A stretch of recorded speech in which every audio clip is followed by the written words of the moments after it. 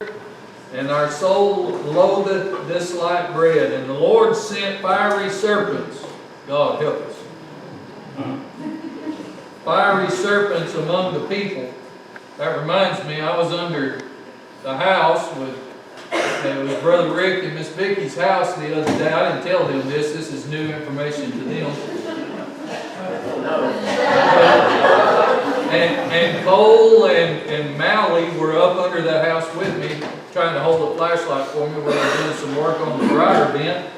And their house is tall enough up off the ground. I was sitting straight up on the ground working on something, and I felt something move under my rear end. There was some black plastic is laid on the ground under y'all's house, and I felt it move under that black plastic. And I told myself, that's just my wallet that shifted to one side. And here in a few minutes, Cole said, "Dad, there's something moving underneath that plastic over there." And for the next 5 minutes, I struggled to try to get done with what I had to get done while they were holding the flashlight everywhere except where I wanted to be. I said all that to say this: we're not serpent people. No. And it'd be a good time to tell y'all those mothballs under there aren't doing any good. Alright, let's keep on reading. Verse number 6, and the Lord sent fiery serpents among the people, and they bit the people, and much of the people of Israel died. Therefore the people came to Moses and said, "We have sinned, for we have spoken against the Lord and against thee. Pray unto the Lord that he take away the serpents from us." And Moses prayed for the people. The Lord said unto Moses, "Make thee a fiery serpent, and set it upon a pole, and it shall come to pass that everyone that is bitten, when he looketh upon it, shall live." Moses made a serpent of brass, and put it upon a pole, and it came to pass that if a serpent had bitten any man, when he beheld the serpent of brass, he lived. Look and live is the title of the old song.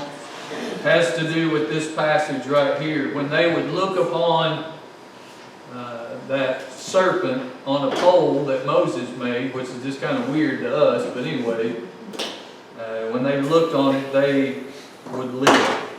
After the spies had come back and discouraged the people, and the people refused to go into the promised land at the end of chapter 14, God told them, listen, the spies were in the land for 40 days, and because of your disobedience, because you refused to go in and do what I told you to do, for every day that those spies were in the land of Canaan, you're going to spend a whole year in this wilderness.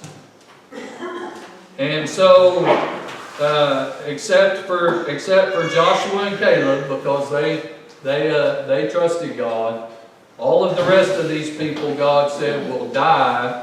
This whole generation will die in the land of in the wilderness.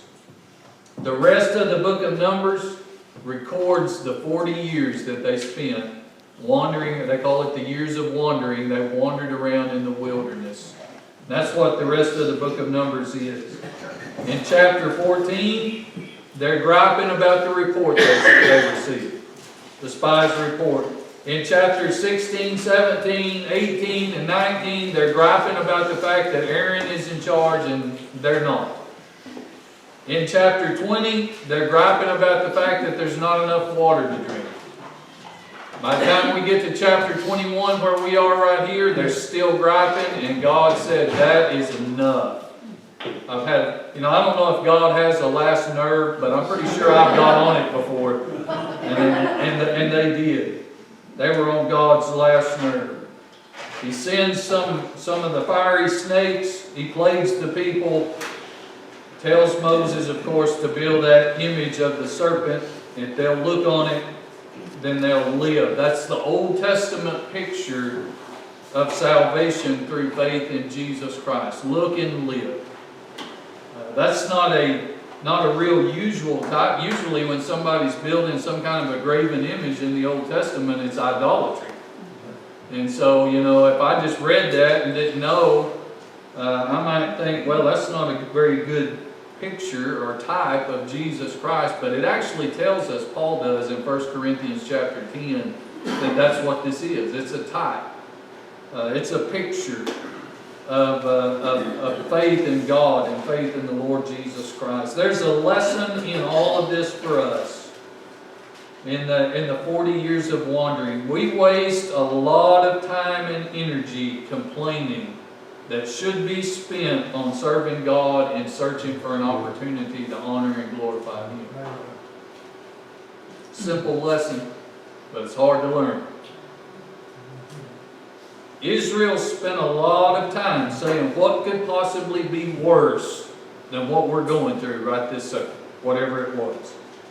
What could possibly be worse? So God had to remind them it could be worse. You could be going through whatever you're going through right now and being chased around by fiery serpents.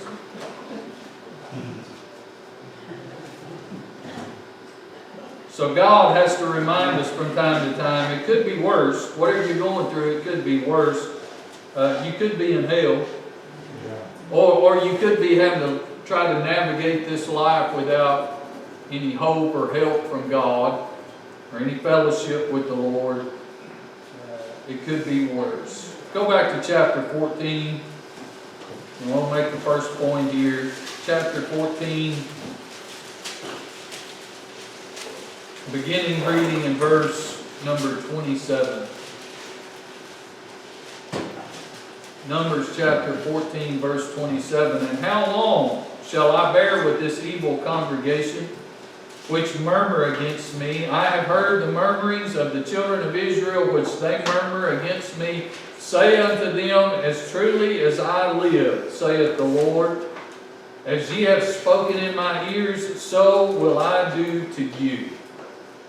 They got on God's last nerve. It says right here in verse 29, your carcasses shall fall in the wilderness, and all that were numbered of you, according to your whole number, from 20 years old and upward, which have murmured against me, doubtless ye shall not come into the land, concerning which I swear to make you dwell therein, save Caleb and Joshua. Verse 31, but your little ones which ye said should be a prey, they will I bring in. In fact, so what he's saying is y'all were all worried about your kids dying out here in the wilderness. They're going to go in, but you're not. That's what he said. Them will I bring in, and they shall know the land which ye have despised. But as for you, your carcasses shall fall in the wilderness. Your children shall wander in the wilderness 40 years, and bear your whoredoms until your carcasses be wasted in the wilderness. After the number of days in which you search the land, even 40 days, each day for a year, shall ye bear your iniquities, even 40 years, and ye shall know my breach of promise. And the Lord hath said, I, the Lord, have said, I will surely do it unto all this evil congregation that are gathered together against me in this wilderness. They shall be consumed, and there they shall die. What they're enduring in chapter 14, when God tells them, you're going to spend 40 years in this wilderness because you disobeyed me, what they're enduring is the chastening hand of God. The chastening of God. Here's the point I want to make. What could possibly be worse than having to wander around for 40 years and not ever get to go into the promised land? What could possibly be worse than that? Well, here's the answer. Wandering around for 40 years and being chased by fiery serpents. That could be worse. Being chased around by snakes with no remedy and no hope. The chastening hand of God. Here's the reality. We go through some stuff from time to time, and we think, whatever it is at the time, we think, what could possibly be worse than this? But before we start complaining, Before we quit reading our Bible, before we stop coming to church, we need to remember it could be worse. We could be going through this and God still could have let us end up in hell. We could be going through this and God could have said, no, you're going to go through that and not have any help or hope from me. No remedy. The chastening. We need to be careful about complaining of whatever it is we're going through at the time, because it could be worse. At least God is with us. Let's go to chapter 15 and do a little bit of reading.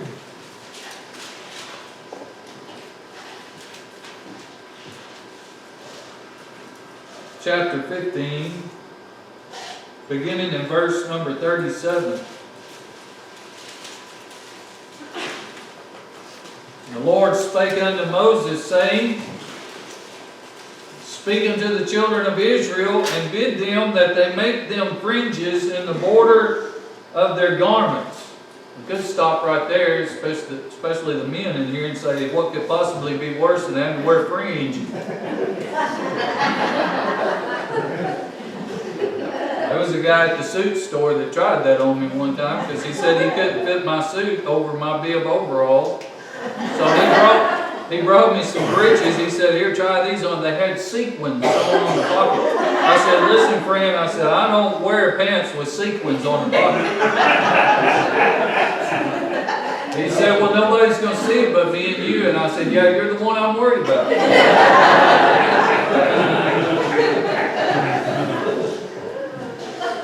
Let's read it. Speak unto the children of Israel, verse 38, and bid them that they make them fringes in the border of their garments throughout their generations, that they put on the fringe of the borders a ribbon of blue.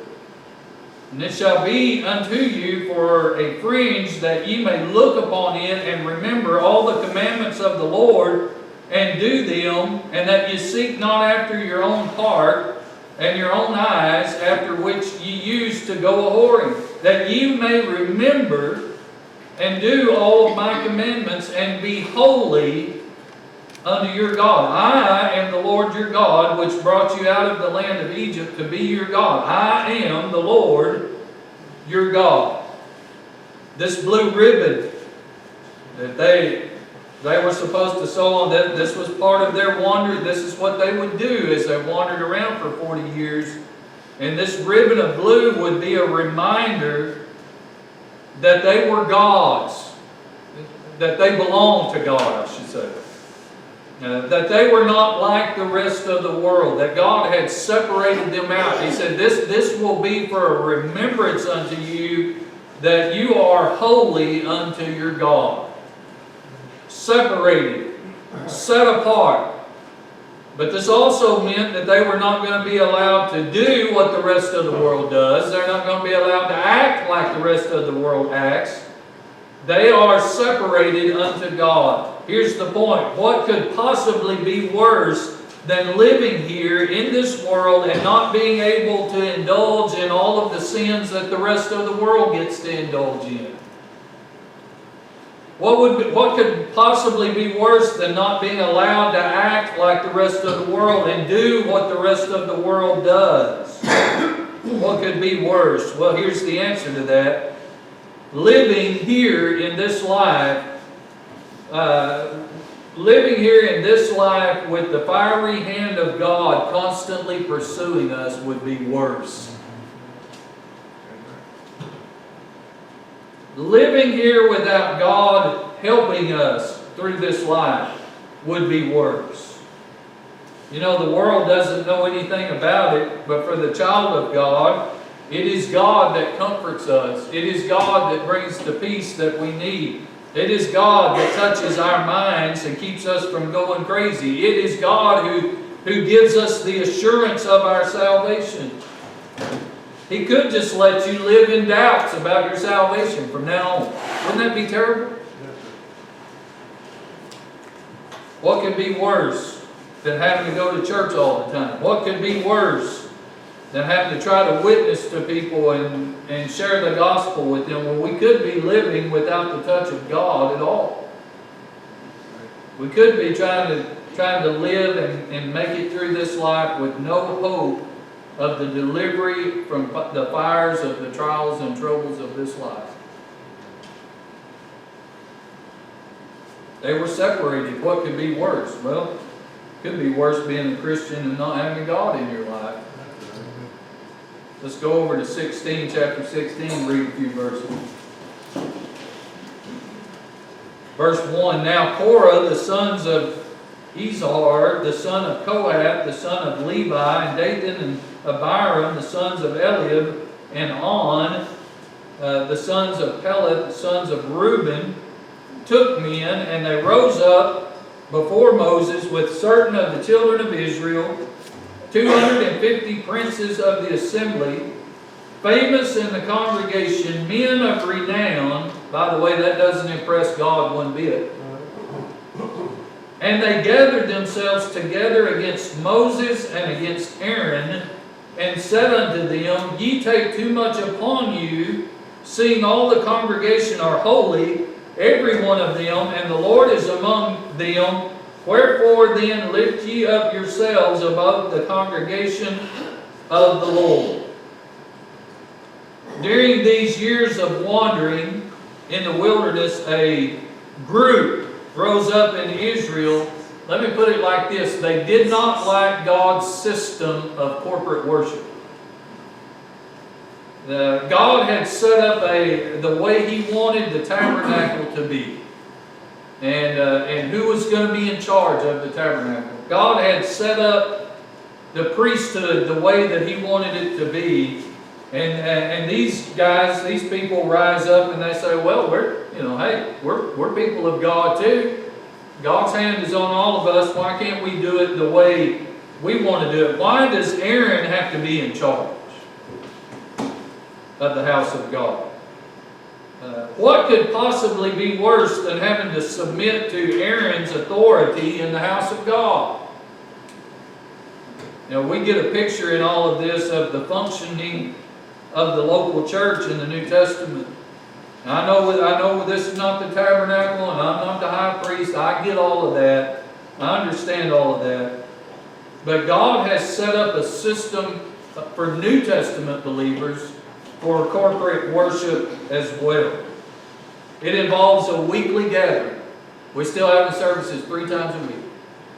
It involves a pastor. It involves deacons. It involves an accountability of the member to the congregation.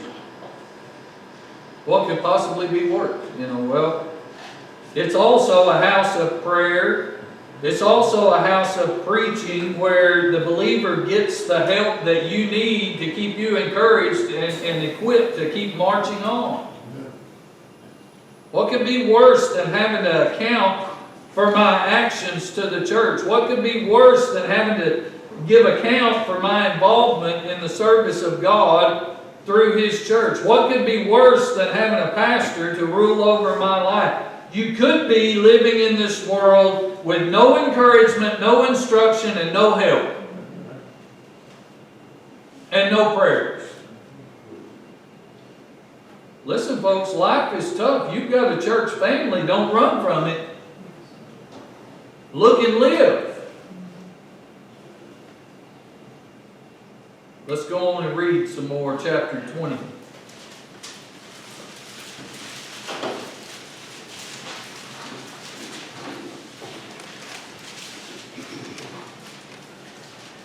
Numbers chapter 20 and verse number 2. There was no water for the congregation.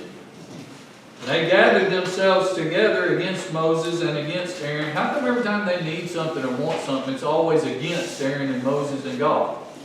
And the people chode with Moses and spake, saying, Would God that we had died when our brethren died before the Lord. Why have you brought up the congregation of the Lord into this wilderness, that we and our cattle should die there? And wherefore have you made us to come out of Egypt to bring us into this evil place? It is no place of seed, or of figs, or of vines, or pomegranates, neither is there any water to drink. Well, they could have had all of that, if they had just went on over into the promised land when they were supposed to. But they were without water. Israel found themselves in a place of need. And it's a serious need. They didn't have no water.